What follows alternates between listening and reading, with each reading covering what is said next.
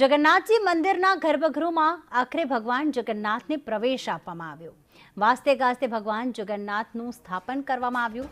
શાસ્ત્રોક્ત વિધિ અને જગન્નાથજીનું સ્થાપન કરાયું।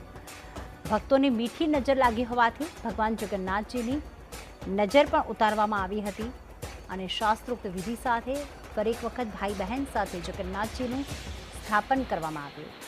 આ મંદિર સોનું ભાસી રહ્યું હતું કારણ કે ગઈકાલે ભગવાન જગન્નાથજી નગરચર્યાએ નીકળ્યા હતા અને આખી રાત રથમાં જ રોકાણ કર્યું હતું।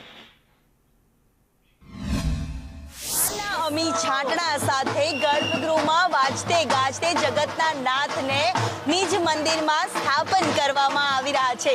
સાથે જ અહીંયા ભક્તોનું ધોળાપુર, ભક્તોનું મહેરામણ, જય જગન્નાથનો નાદ અને ત્યાં ભગવાનની હાજરીમાં તમામ મેઘરાજા પણ અહીંયા મહેરબાન થયા છે। ઝરમર અમી છાંટણા વચ્ચે ભગવાન જગન્નાથજીને વરસાદમાં પલળી ન જાય તે માટે છત્રી રાખીને તેમને મંદિરના ગર્ભગૃહમાં મંદિરમાં પ્રવેશ છે તે આપવામાં આવી રહ્યું છે।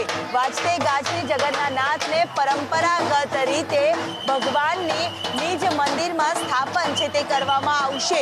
એક લોકવાયકા રહેલી છે કે ભગવાન જગન્નાથજી નગર યાત્રા કરીને આવતા હોય છે ત્યારે એક દિવસ તેમને નિજ મંદિરમાં ગુજારવો પડતો હોય છે મંદિરના પ્રાંગણમાં, પરંતુ હવે મંદિરના પ્રાંગણમાંથી ગર્ભગૃહમાં તેઓ પહોંચી રહ્યા છે। વાજતે ગાજતે અહીંયા તેમના આગતા સ્વાગતા છે તે કરવામાં આવી રહ્યા છે અને ભગવાન જગન્નાથજીના આગતા સ્વાગતાની સાથે નિજ મંદિરમાં તેમને સ્થાપન છે તે કરવામાં આવતું નજરે પડી રહ્યું છે।